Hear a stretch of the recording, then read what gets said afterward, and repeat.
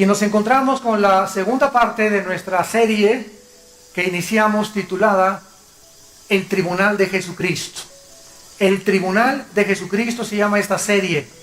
Todos ustedes que han venido a esta conferencia pueden conseguir la primera conferencia que dimos anterior a esta, pero no se preocupen, ¿verdad? Porque voy a dar un resumen, una recapitulación de lo que hablamos en la primera conferencia para que se comiencen a ubicar, porque les garantizo, ¿verdad?, que va a ser una chuletota de este tamaño, a la que vamos a partir, con purecito y con verduras y con todo lo que necesitamos para nuestro alimento espiritual.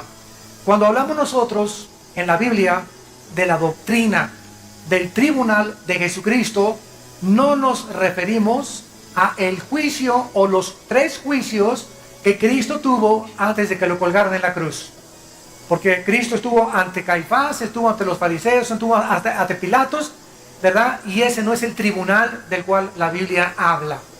Cuando nosotros hablamos de el tribunal de Cristo, doctrinal y teológicamente, estamos hablando de un día cuando después de que muramos, vamos a presentarnos delante de Jesucristo para que el Señor Jesucristo junto con su Padre evalúen y juzguen las obras que hicimos mientras estábamos en el cuerpo. Ahí en ese tribunal, cada uno de nosotros, como por ejemplo cuando van a entregar diplomas en una graduación universitaria, se juntan todos los estudiantes, pero es llamado uno por uno para entregarle su diploma. Así, en el tribunal de Cristo vamos a estar todos los cristianos, desde el día de la muerte de Cristo hasta el arrebatamiento de la iglesia, como ya lo vimos en la primera conferencia, lo voy a poder otra vez recapitular, pero vamos a estar todos nosotros para ser juzgados no por nuestra salvación, porque el juicio de nuestra salvación ya tuvo lugar en la cruz. Cuando tú aceptaste a Cristo en tu vida como tu Señor y como tu Salvador, Dios juzgó en la persona de su Hijo. Dios descargó su ira sobre la persona de su Hijo. Dios castigó a su Hijo en nuestro lugar. Dice Juan 5:24, en verdad les digo que cualquiera de ustedes que cree en mí no vendrá a condenación. Esa palabra condenación es crino, con K, de kilo en el griego. Crino, que significa sentencia judicial condenatoria. Muchas veces en Estados Unidos a alguien se le llama ante el tribunal o a la corte para juzgarlo de un delito, y el juez está aquí, el jurado está aquí, el abogado acusador, el abogado defensor, y comienza a deliberarse las agravantes. Juicios duran hasta meses, otros duran 4 días, etcétera, etcétera. Pero llega el momento en que después de analizar las agravantes, el juez dice, esta es la sentencia, culpable o no culpable. Entonces, esta sentencia donde Dios nos declara a nosotros los cristianos no culpables es eterno. Esta es la razón por la cual la salvación no se puede perder. Y si alguien dice, con que no se puede perder la salvación, bueno, me voy a portar entonces como me da la gana, el solo pensamiento que hay en tu corazón implica que no eres cristiano.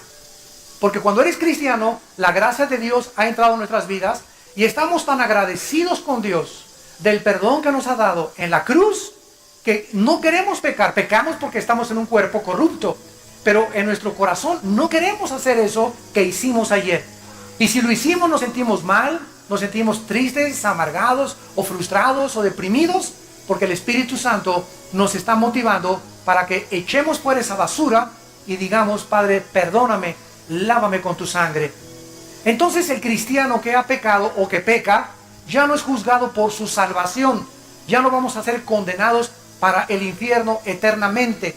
Cuando el cristiano peca, es separado temporalmente de la comunión con Dios. Entonces no perdemos la salvación, perdemos la comunión con Dios cuando pecamos.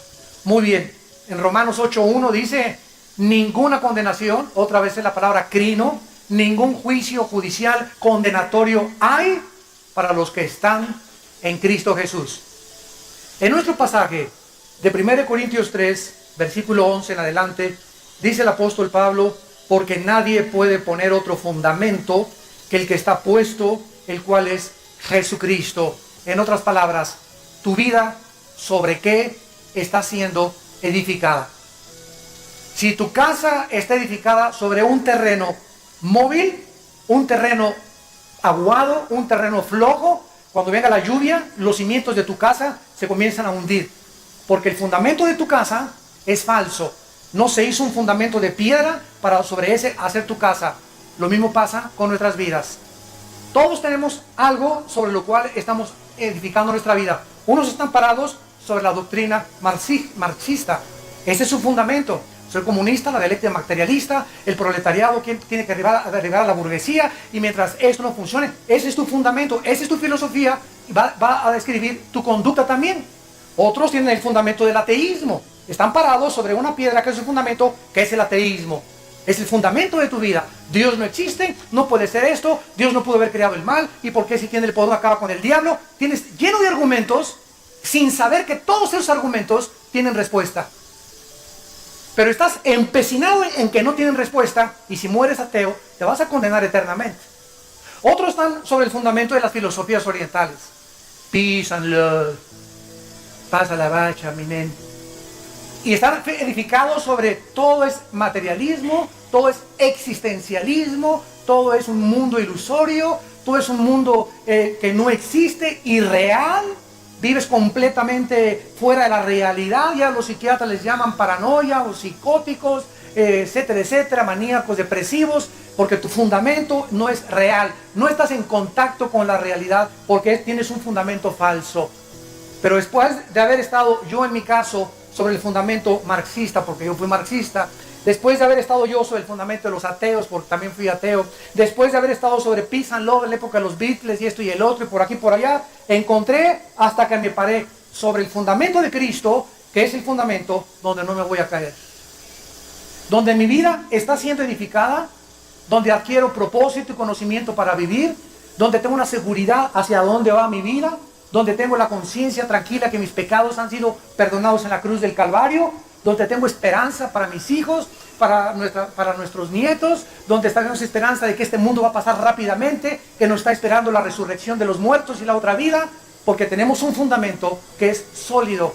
Y si no es Jesucristo tu fundamento, ¿sobre qué estás edificando? Es a lo que se refiere este versículo. No podemos poner otro fundamento que el que está puesto, el cual es Jesucristo. Y si sobre este fundamento, versículo 12, alguno edifica, y vean ustedes que podemos edificar nuestra vida con dos clases de materiales. La primera es oro, plata y piedras preciosas, que significa materiales no combustibles. Si tú tienes una construcción de oro, de plata y de piedras preciosas y viene el fuego, ¿verdad? No se cae la casa. Y la otra clase de materiales es madera, heno y hojarasca. En otras palabras, nuestras vidas van a ser pasadas por el fuego.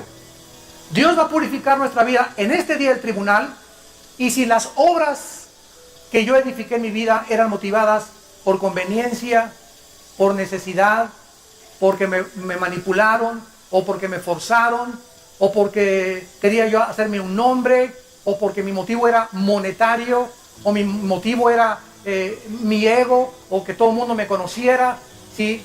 Quiero que sepan todos que espiritual soy. Cualquier motivo equivocado que tenga mi vida y tu vida será pasado por el fuego, y ahí se sabrá en ese día todos tus pensamientos y lo que hiciste. Ahorita oímos, el artista fulano de tal construyó un asilo para ancianos, la artista cantante número fulana de tal hizo un asilo o un orfanatorio para niños, altruista. Ah, qué buena, este tiene un buen corazón, este también tiene un buen corazón. Lo que no sabemos es el motivo por el cual los artistas o los millonarios que existen hacen lo que hacen. Porque lo hacen, no lo hacen para la gloria de Dios, lo hacen para limpiarse un poco sus conciencias de tanta maldad. Para limpiarse sus conciencias y para que ellos mismos se autocalifiquen. Realmente no soy tan malo como dicen que soy. Al Capone, no Al Capone los discos, ¿verdad? Al Capone, en la época de los 20, 30 en Chicago, llegaba, ¿verdad?, con la ametralladora y mataban a 400 el día de San Valentín, mataban a más de 500 personas. Y al otro día Al Capone se viste de Santa Claus y se va afuera de un hotel en Nueva York a entregarle dulces a los niños. Vestido de Santa Claus. Jingle bell, jingle all the way. Y después llega a su casa y no soy tan malo. Les di dulces a los niños, hice una buena obra. Y así creen ellos que con estas cosas se puede limpiar un poco las conciencias. Pero su conciencia les acusa que solo la sangre de Cristo nos limpia de nuestro pasado. Solo la sangre de Cristo nos puede perdonar y verdaderamente presentarnos delante de Dios sin mancha y arruga. Y esto es lo que se refiere Pablo en este pasaje. La obra de cada uno, versículo 13, de cada uno, Pancho, Víctor, Gregorio, Potrifacio, Carmelita, Chencha, la obra de cada uno se hará manifiesta, o sea, será dada a conocer públicamente. Muchos de ustedes, y lo sabemos, ¿cuántos criminales han muerto sin haber sido metidos a la cárcel? Muchos. ¿Cuántos violadores no han sido alcanzados por la justicia? Muchos. ¿Cuántos adúlteros se han salido con la suya? Muchos. ¿Cuántos fornicarios? ¿Cuántos homosexuales todavía creen y se casan y creen, verdad, que pueden ser felices y que son aceptados por la sociedad y la sociedad les aplaude? Creen todavía y así se mueren y no sabemos, o no saben ellos más bien, de que el juicio viene después de la muerte. Hebreos 9:27. Está establecido a los hombres que mueran una sola vez.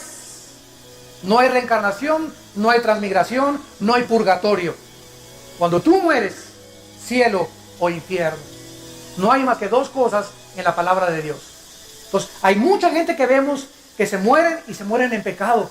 Y aparentemente murieron felices sin darse cuenta que después de esta vida, Cristo vino a darnos el ejemplo de haber resucitado entre los muertos.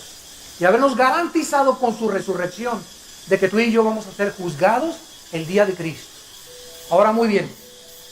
Dice aquí este pasaje, si permaneciere la obra de cada uno, versículo 14, que sobreedificó, recibirá recompensa. Si la obra de alguno se quemare, él sufrirá pérdida. Aquí vemos que en este juicio, en este tribunal, muchos van a sufrir pérdida. Vamos a ver de qué pérdida está hablando más adelante. Si bien él mismo será salvo, aunque así como por fuego. En otras palabras, hoy llegas a tu casa, le gritas a tu esposa y hasta una cachetada le das. Y en ese momento te mueres de un ataque al corazón. Fulminante, una embolia cerebral, o sales a la calle y te atropella un coche, o lo que pasa. ¿Te condenas o te salvas? Si eras cristiano. Si eres cristiano y mueres en pecado, ¿por qué estás muriendo en pecado?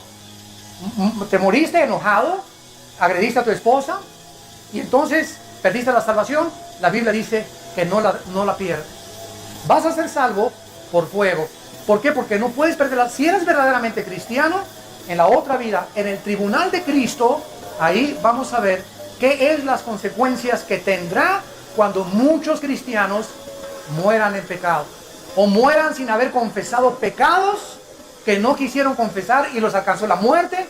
Y como la salvación no se puede perder, ¿qué pasará con esos pecados? Número 1. En la cruz Cristo pagó por los pecados pasados, presentes y futuros de cada uno de nosotros. En la cruz de Cristo todo nuestro historial está borrado, pasado, presente y futuro. Pero como ya no tengo condenación, los pecados mientras yo estaba en el cuerpo no me van a llevar al infierno, me van a llevar al tribunal de Jesucristo. ¿Me van entendiendo? Van siguiendo esto cronológicamente y lógicamente, porque es muy importante que no tengas dudas para que tú puedas, después de esta serie, estas conferencias, estar certero y seguro, ¿verdad?, de que de Dios nadie se puede burlar. La obra se quemará, si bien él mismo será salvo, aunque así por fuego.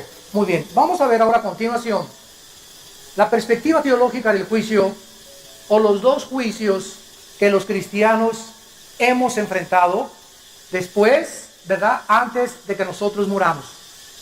Cuando yo muera, ya tuve yo dos juicios. El primer juicio fue cuando creí en Cristo, porque en la cruz Dios juzgó mis pecados. Que abortaste 5 veces, mataste a 40 personas, hiciste desastre y medio, te divorciaste 6 veces, incendiaste la colonia Peralvillo, ¿verdad? Y lo que hayas hecho en tu vida, en el momento que recibes a Cristo, tu pasado nunca será revuelto, nunca será otra. Las cenizas no vuelven a arder. Ya fue juzgado en la cruz de Cristo. Esto se llama gracia. El mundo no lo entiende. Estas son las buenas noticias de que no tienes que morir en tus pecados, que alguien ya pagó por ellos en la cruz. Esto se llama la gracia de Dios. Un regalo que Dios nos da sin que lo merezcamos. Una vez en un debate con un religioso me dijo, pues qué fácil la ponen ustedes los cristianos, ¿verdad? Ya nomás creer en Cristo y ya. Y le dije, usted piensa igual que los fariseos. Cuando Cristo estaba en la cruz, había 2 ladrones junto con él. Y de repente uno de ellos le dice a Cristo, que era borracho, parrandero y jugador, secuestrador y asesino, y los cargos que le quieras imponer.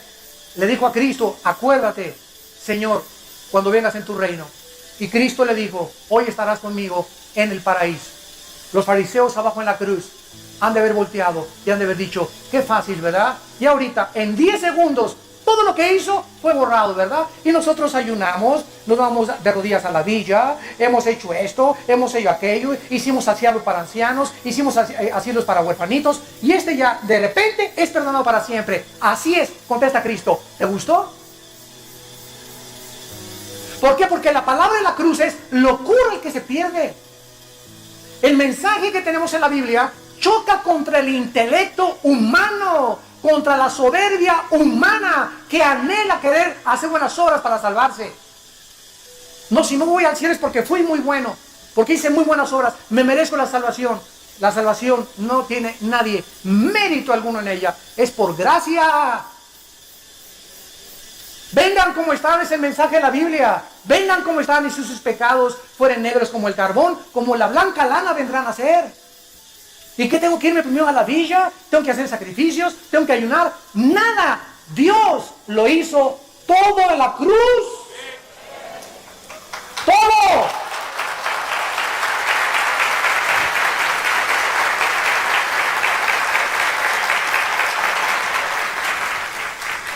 Y esta es la razón por la cual estamos ahondando en esta doctrina. La pregunta es la siguiente: ¿hasta qué grado la obra de Cristo en la cruz se relaciona con nuestros pecados en la vida cristiana? A la luz de la obra de Cristo en la cruz y con respecto al pecado, ¿de qué manera Dios trata ahora, ya que no hay condenación sobre nosotros, ya que no se puede perder la salvación? ¿De qué manera trata Dios con nuestros pecados en la época presente y en el futuro? El otro día estaba desayunando con un pastor que me dijo, mire, Armando, realmente yo no estoy seguro si se pierde o no se pierde la salvación. Y yo le contesté a este pastor, bueno, ¿qué le enseñas a tus ovejas? No es que me tengo miedo de decirles que la salvación no se pierde porque se pueden portar mal, entonces. Y mejor les digo que no sé. Y digo, ¿sabes una cosa? Que no podemos más que ser honestos e íntegros delante de nuestras ovejas. ¿Es pan o es vino? ¿Es luz o es tinieblas? ¿Es verdad o es mentira? Nunca es la vieja del otro día.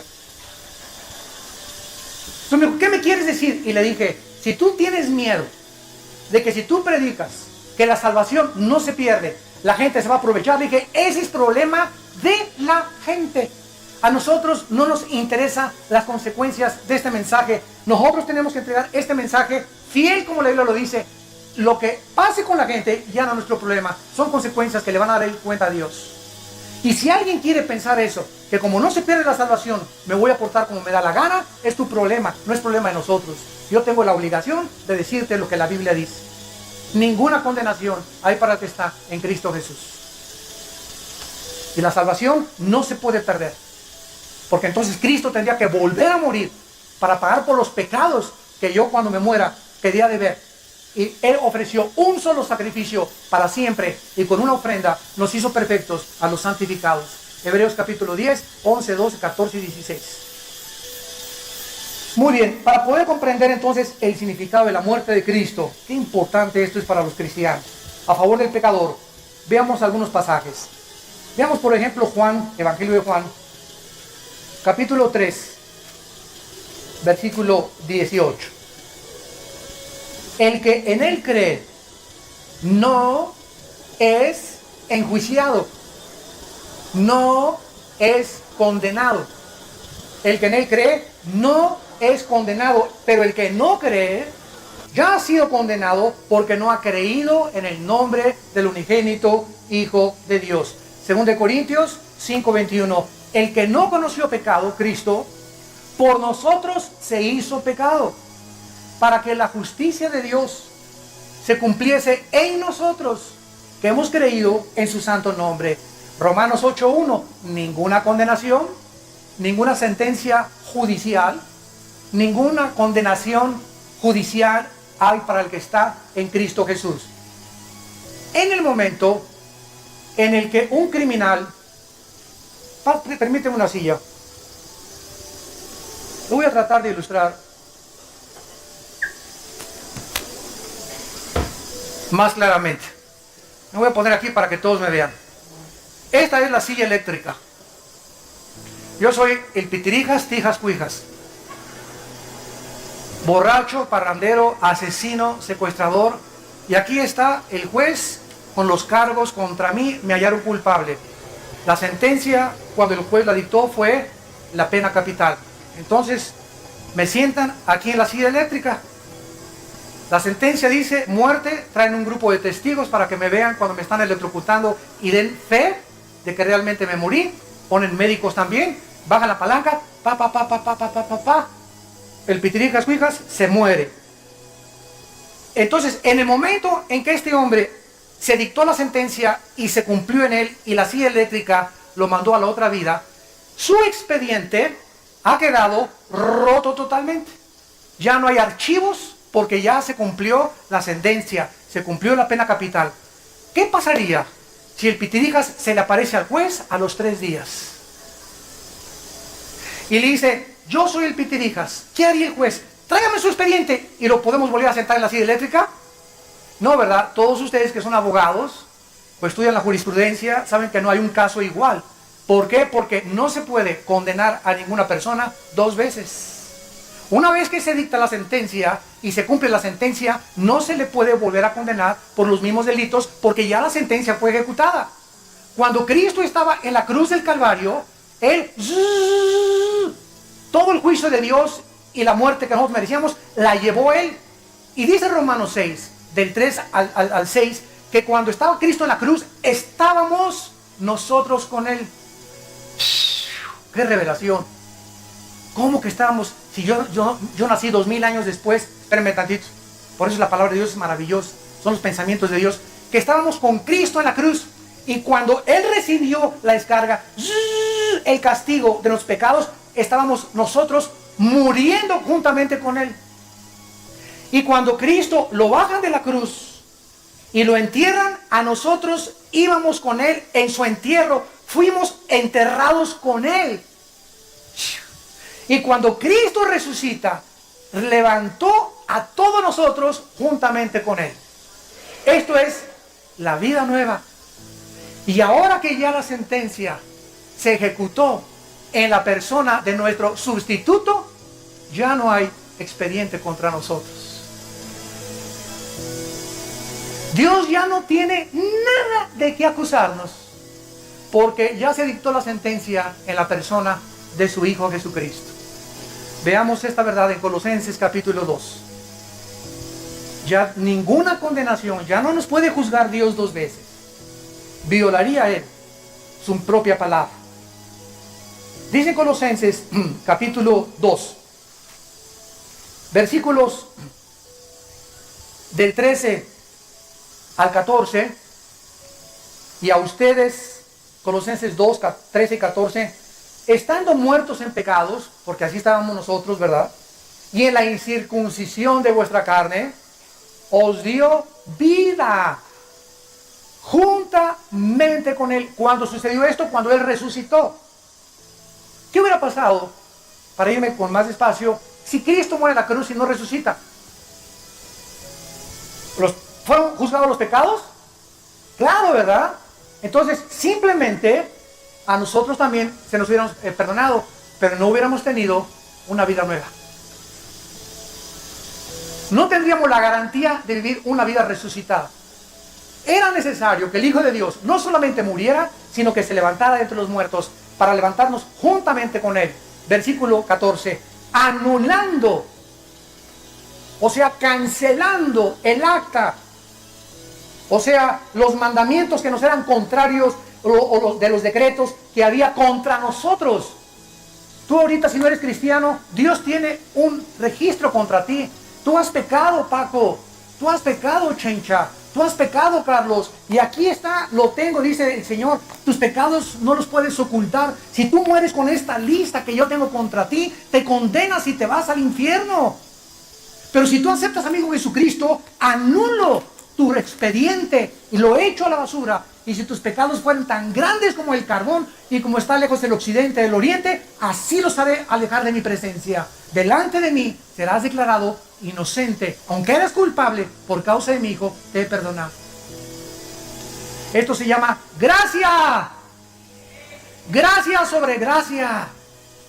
Para que entendamos y vivamos, después de entender esto, agradecidos eternamente con Dios. Anulando el acta de los decretos que nos eran contrarios, quitándola del medio y clavándola en la cruz. Cuando Cristo estaba en la cruz, le tenían que poner un anuncio. No le pudieron hallar borracho, ni parrandero, ni jugador, ni secuestrador, ni asesino, ni ladrón. Porque a todos los crucificados les tenían que poner la razón por la cual colgaba. Aquí yace Carlos el Camotero porque era secuestrador. Aquí está la Chilindrina porque, ¿verdad?, era la Leona de Santa Julia. Y aquí y cada crucificado tenía un acta arriba para que determinaran que no era injusta su crucifixión. A Cristo no le encontraron nada. Y entonces, ¿qué pusieron? INRI, en 3 idiomas, en griego, en arameo y en hebreo, que significa Rey de los Judíos. Pero aunque visiblemente no había cargos, contra nosotros había muchos cargos. Y invisiblemente, ahí estaba Pancho, Carmelita, Juan, el Motorola las bolas, y estaba el Pitirijas, y estábamos todos ahí con todas las actas. Cuando Cristo muere y baja en la cruz, el acta que era contraria, que me acusaba que yo era pecador delante de Dios y que la paga del pecado es la muerte, en ese momento esa acta, Dios la destruye. Y ahora me ve a Dios y te ve a ti, y nos ve a Cristo dentro de nosotros. Nos ve a través de la sangre de su Hijo Jesucristo. Y ya Dios no nos puede condenar. Somos sus hijos. Y lo que nos ha dado es eterno. No es una salvación temporal, es una salvación eterna. No se puede perder porque hubiera sido temporal. Pero como es eterna, salvación eterna, ya estamos en la eternidad. Entonces, ya fuimos juzgados en la cruz del Calvario los cristianos. Pero ahora, mientras estamos en el cuerpo, pecamos. O te dicen San Crisóstomo.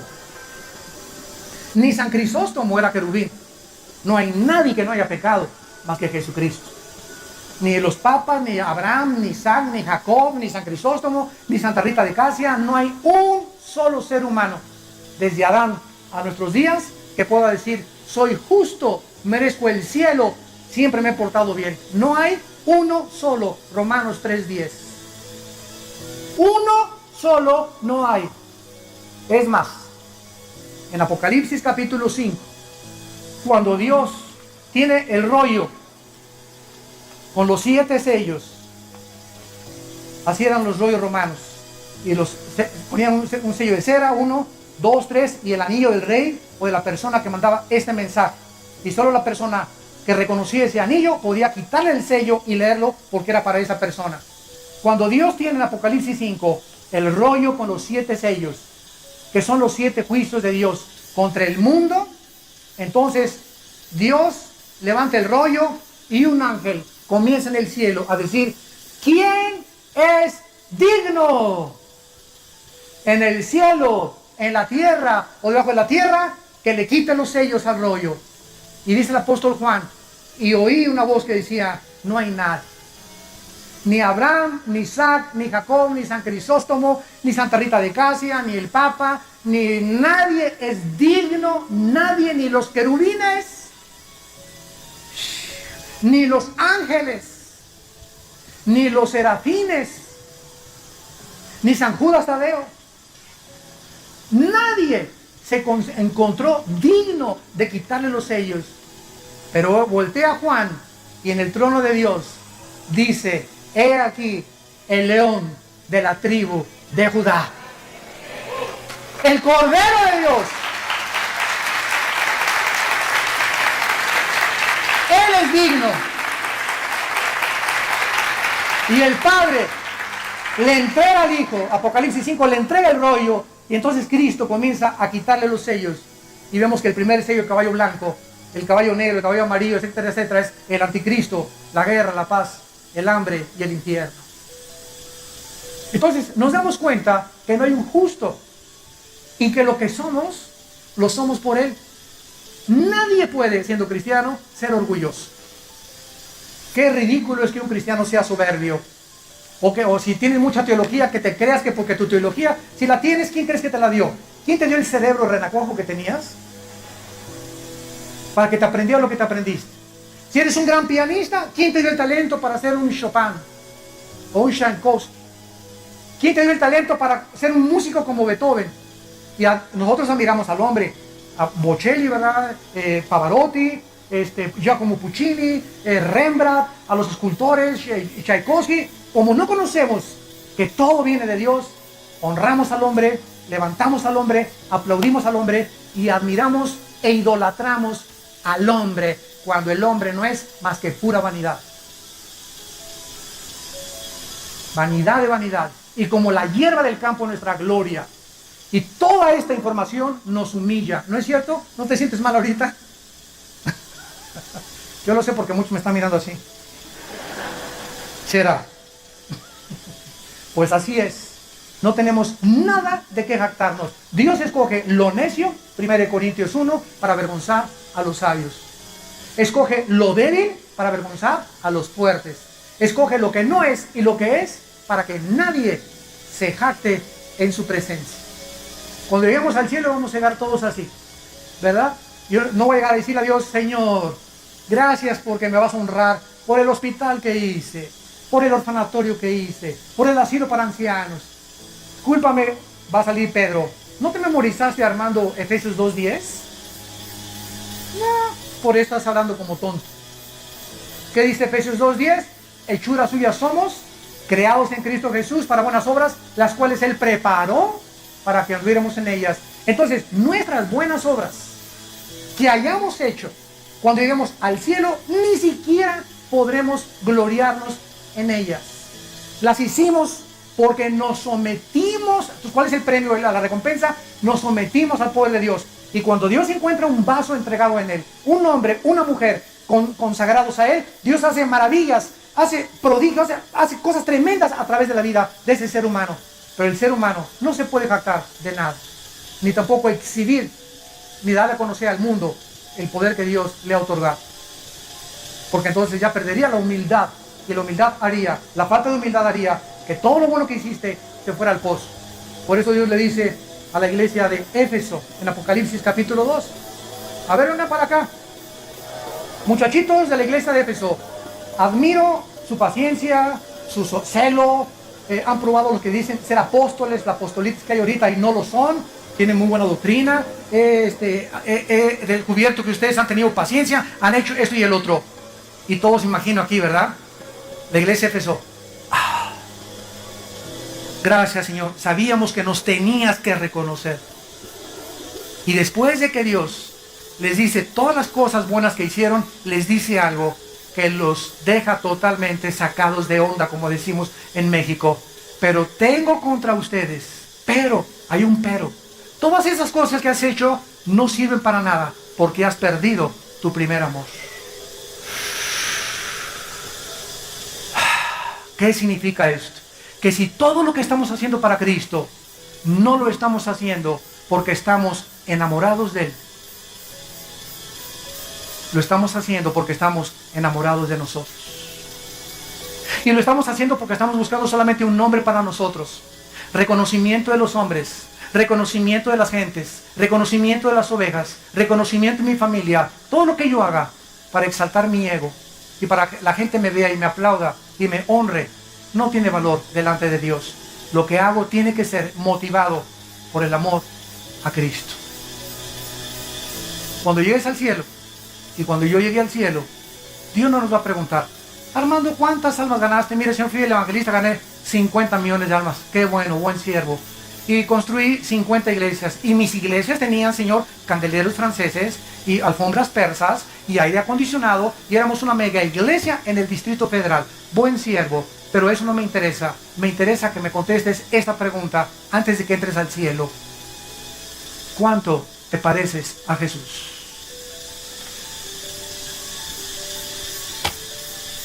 ¿Cuánto te pareces a mi Hijo Jesucristo? ¿Cuánto del carácter de mi Hijo Jesucristo adquiriste en tu vida? Y déjenme decirles algo. Cuando Cristo, Mateo 11, 28 en adelante, le dijo a la gente, aprendan de mí, Cristo nombró dos características de su carácter que deberíamos imitar. Y Él dijo, aprendan de mí que soy manso y humilde de corazón. ¿Qué significa ser manso? Bueno, un caballo bronco, ¿cuál es? Un caballo cuando sube el jinete comienza a reparar y quiere tumbar al jinete hasta que lo tumba. Y cuando el caballo reconoce que el jinete es más grande y más poderoso que él, deja de reparar, deja que le pongan la rienda, que le pongan la silla, y entonces el jinete lo puede llevar a la derecha, a la izquierda, con las espuelas al decirle que camino, que corra. El jinete es un caballo manso, ya se amansó, se adiestró para la monta. ¿Cuántos de ustedes se les dice algo y o a los del coro, hoy te pones en la banca y ahí se ponen a hablar, o suspendemos a alguien y comienzan a criticar? Es en las pruebas donde se prueba tu carácter. Es en las pruebas. No hay persona más orgullosa que a la que se le exhorta y se le regaña y se vuelve contra ti. Dice Proverbios, exhorta al necio y te odiará. Exhorta al sabio y aumentará su saber. ¿Eres manso? Llegan aquí a estacionarse y aquí tenemos un departamento de seguridad y te dicen, estaciones ahí. Bueno, ¿y tú qué querés? Me estaciono, me da la gana. ¿Te das cuenta? Esos pequeños detalles de tu vida, tú dices, bueno, pues, ¿quién es este de seguridad? ¿Por qué le voy a hacer caso? Porque es alguien puesto por los pastores. Igual que los sedecanes. Oigan, no se sienten ahí, aquí es para los niños. Yo me siento, me da la gana. ¿Y qué? ¿O qué quieres bronca? Hasta con eso, Y nuestros pobres servidores a lo que se tienen que enfrentar. Y gente que viene a la iglesia, ¿qué denotan? Que no son mansos todavía. Están broncos, bien broncos. Y la humildad, ¿verdad? La humildad es reconocer que dependemos de Dios diario. Que no podemos levantarnos sin tener un tiempo con Él. Que somos insuficientes y que separados de Él nada podemos hacer. Aprendan de mí que soy manso y humilde. Cuando lleguemos al cielo, ¿cuán bronco llegaste? ¿O cuán manso llegaste? ¿Y cuánta humildad te cubrió durante tu vida en esta tierra? Eso es lo que Dios juzgará en la otra vida. Muy bien. El otro juicio, 1 Corintios capítulo 11, el otro juicio que tuvimos los cristianos antes que nos presentemos en el tribunal de Jesucristo, 1 Corintios 11, se llama el autoexamen. El autoexamen.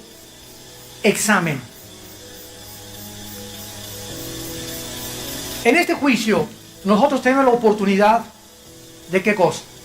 Muy bien. Dice en Proverbios 28:13, el que encubre sus pecados no prosperará. Si tú tienes un pecado que no has confesado a Dios, fíjate lo que va a pasar. Se te va a cerrar el mundo. Esto es lo que se llama prosperidad. Esta es la verdadera prosperidad. Prosperidad no significa solamente tener mucho dinero, significa poder avanzar hacia adelante con Dios. Cuando avanzas en la vida con Dios, estás prosperando verdaderamente delante de Dios. Cuando hay un pecado en mi vida que no he confesado, se me cierra el mundo y nada me comienza a salir bien. Y voy de fracaso en fracaso, de hombre en hombre, de mujer en mujer, de botella en botella, de droga en droga, de cine en cine, de teatro en teatro, de escuela en escuela, de familia en familia, etcétera, etcétera, porque estoy buscando algo que me dé propósito, algo que me dé significado, y las cosas no funcionan en mi vida. Y esto se llama en la Biblia maldiciones. ¿Qué son las maldiciones? Cuando las bendiciones de Dios no te alcanzan, porque tus pecados, Isaías 59, 1 y 2, han hecho estorbo entre Dios y entre tú, y Dios no es que su mano se haya cortado, sino que tus pecados se levantan como una barrera, y mis pecados para que Dios ya no nos pueda dar la mano cuando caemos en el pozo.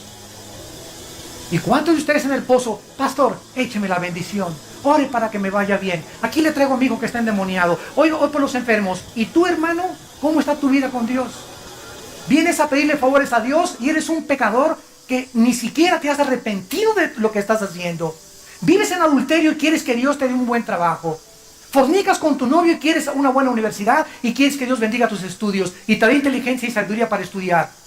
¿Ves pornografía y quieres que Dios te dé inteligencia para conocer la Biblia y las profundidades de la Biblia? ¿Sabes qué? No conoces a Dios. Dios es un Dios santo.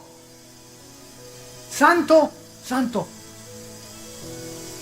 Y el que encubre sus pecados no prosperará, mas el que los confiesa y se aparta alcanzará misericordia.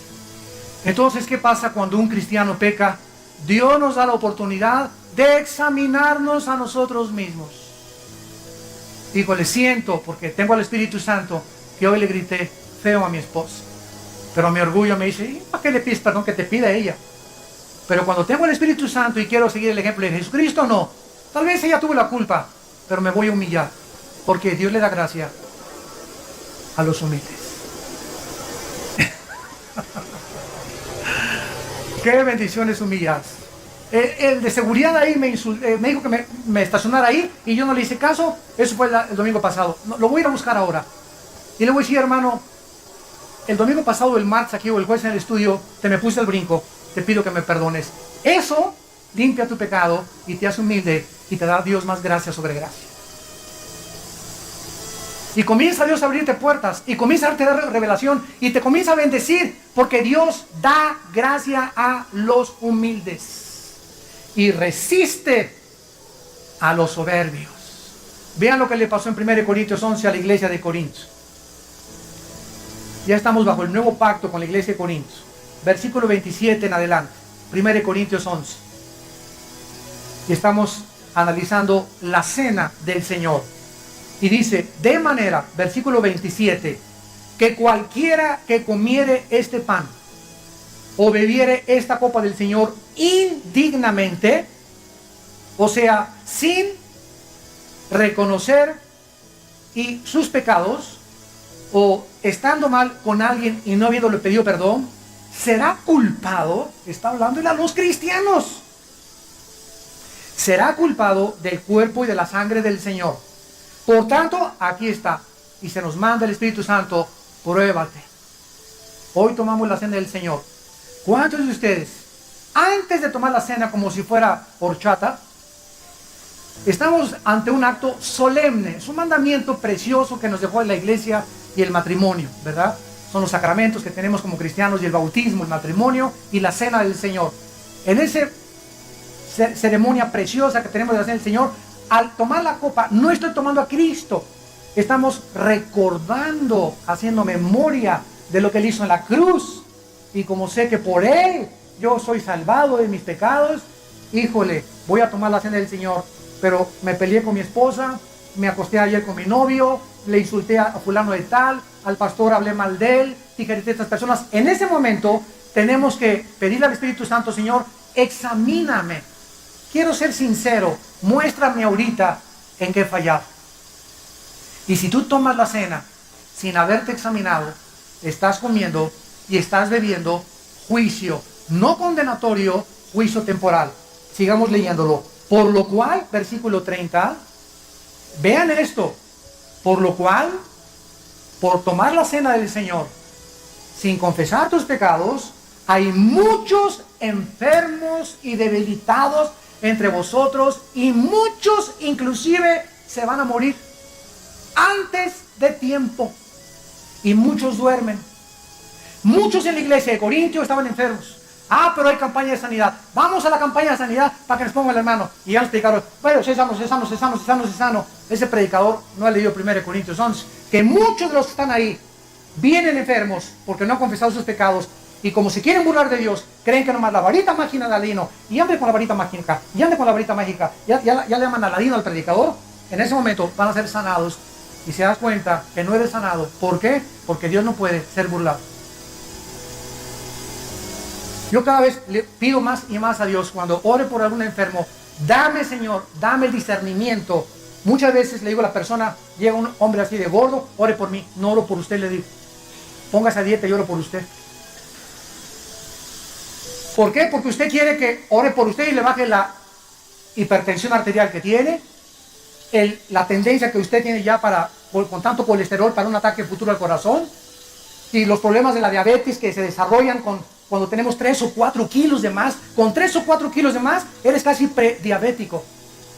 Ya casi andas en 100, 110, 115 en glucosa. Y quieres que vengan a sanar por ti.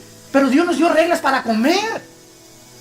Y tenemos una mente inteligente para saber, esto sí, esto no. Paso de los 40, voy a cortar las grasas, la carne de puerco, mucha agua, etcétera, etcétera. Menos Coca-Cola, menos refresco, menos azúcares, menos postres. Pero si tú violas las reglas de la comida, Dios no nos hace responsable por nosotros. Y además, cuando hay pecado en tu vida, muchos de ustedes están enfermos y que nos ven por la televisión, están enfermos porque no han confesado sus pecados a Dios. Y otros, inclusive, se van a morir antes de la hora que tenía Dios asignada para tu vida. Porque el hombre puede abortar el plan de Dios para morirse antes de tiempo por tus pecados. Un ejemplo, Sansón. El programa de Dios en Jueces era que fuera el libertador de Israel y matar a los filisteos. La sensualidad de Sansón con las mujeres lo hizo perder su misión en la vida, quedar ciego, convertirse en un payaso de los filisteos y morir antes de tiempo, quitándose la vida junto con todos los filisteos. ¿Podemos nosotros o alargar nuestra vida? Proverbios capítulo 3, guarda la misericordia y la verdad, porque largura de días y de años te aumentarán. Qué increíble que Dios nos da la oportunidad de alargar nuestra vida con sanidad o acortar nuestros días llenos de achaques por el pecado, el rencor, la amargura que llena nuestros corazones.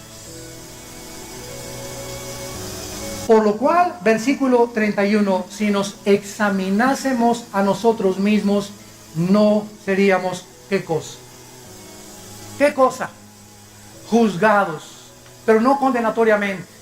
Cuando un cristiano insiste en sus pecados, o le viene una enfermedad muy grave, o Dios se lo lleva a casa antes de tiempo. Ese es el juicio al que se refiere el contexto. Muchos duermen, muchos están enfermos. Esto no significa, ¿verdad?, que no todos los enfermos vivan en pecado, porque es una exageración. Job recibió cantidad de aflicciones físicas y no era el pecador que creíamos que era. Entonces, pero la gran mayoría de las personas son enfermas por el pecado que vive. Pablo recibió un aguijón en su carne, según de Corintios capítulo 12, y no porque era pecador, sino para mantenerlo en la balanza y no se exaltara por las revelaciones que Dios le dio cuando se fue al tercer cielo. Entonces, qué importante es, santos de Dios, que entendamos que la paga del pecado es la muerte. Y el alma que pecare, esa morirá. Tenemos una sola vida para poder vivirla en paz delante de Dios y no ser juzgados antes de tiempo, ni irnos a casa antes de tiempo, y tener una bendición en nuestra familia, en nuestro matrimonio, en nuestro cuerpo, en nuestro ministerio, en tu trabajo, como médico, como abogado, como estudiante, que seas el mejor estudiante de la prepa, de la universidad, porque eres inteligente y admira a la gente tu inteligencia y tu sabiduría, a pesar de que fuiste un bruto cuando estuviste en secundaria, pero de repente te arrepentiste y cambió tu vida, estás memorizando la palabra y eres una persona brillante en la escuela, como Daniel capítulo 1, que por la entrega a Dios, Dios le dio inteligencia y sabiduría, más que todos los sabios que había en Babilonia. Si conociéramos que Dios es un Dios que quiere lo mejor para nuestras vidas, el que no escatimó a su Hijo, ¿cómo no nos dará todas las cosas? Pero precisamente porque no lo conoces, vives, como un limosnero espiritual. Así pues, no nos cansemos de hacer el bien, porque a nuestro tiempo vamos a recoger la cosecha que hayamos sembrado mientras estábamos en este cuerpo. Señor, te damos gracias por tu palabra en esta tarde, una vez más. Te damos gracias, Señor, porque tus juicios son inexorables y porque algún día estaremos en tu presencia. Por tanto, hermanos, tengan paciencia hasta la venida del Señor. Miren cómo el labrador espera el precioso fruto de la tierra, aguardando con paciencia hasta que reciba la lluvia temprana y la tardía. Tengan también ustedes paciencia y afirmen sus corazones, porque la venida del Señor se acerca. Oh Dios, gracias por el juicio que hemos llevado en la persona de tu Hijo Jesucristo. Gracias porque hemos sido declarados ahora justos por la fe, por lo cual tenemos paz para contigo mediante Jesucristo.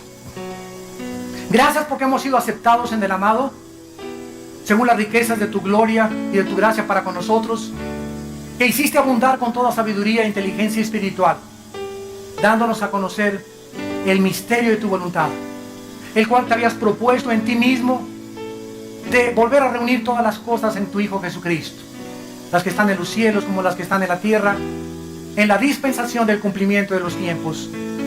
Y en Él también hemos tenido herencia, habiendo sido predestinados para ser adoptados hijos tuyos por medio de Él, que nos amó hasta la muerte, y muerte de cruz. Ahora en esta mañana, Dios extiende su misericordia y esta gracia que el ser humano no conocía. Si tú en esta mañana y ustedes que nos ven por la televisión le entregan su vida al Hijo de Dios, ahí desde tu lugar, dile a Dios en esta mañana: Señor, perdona mis pecados. Reconozco que en la cruz pagaste con tu vida y con tu sangre por ellos. A los 3 días resucitaste de los muertos y yo estaba contigo en tu muerte, sepultura y resurrección. Lo creo y me apropio de esta verdad, y gracias por esta vida nueva, donde ya no tienes acusación contra mi vida de mis pecados pasados, y lo que me queda de vida la quiero vivir para vivir en santidad, en humildad, en mansedumbre delante de tu presencia, en el nombre de Jesús. Amén.